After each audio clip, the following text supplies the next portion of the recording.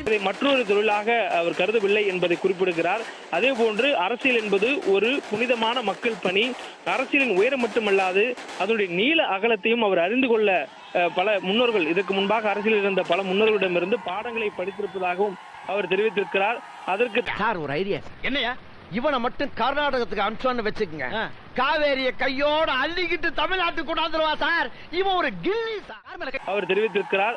அதற்கு தன்னை தயார்படுத்திக் கொண்டு மனதளவில் பக்குவப்படுத்திக் கொண்ட பிறகே இந்த அரசியல் முடிவை அவர் எடுத்திருப்பதாகவும், அரசியல் ஈடுபட வேண்டும் என்பது அவருக்கு பொழுதுபோக்கல்ல, ஒரு ஆழமான வேட்கை என்பதையும் அவர் அந்த அறிக்கையில் குறிப்பிட்டிருக்கிறார்.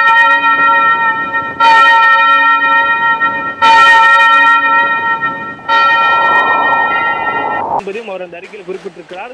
தொடர்ந்து விஜய் மக்கள் இயக்கத்தினர் இனி தமிழக வெற்றி கழகத்தினுடைய கட்சி தொண்டர்களாகவும் நிர்வாகிகளாகவும் அறிவிக்கப்படுவார்கள் எனவும் தெரிவிக்கப்பட்டிருக்கிறது.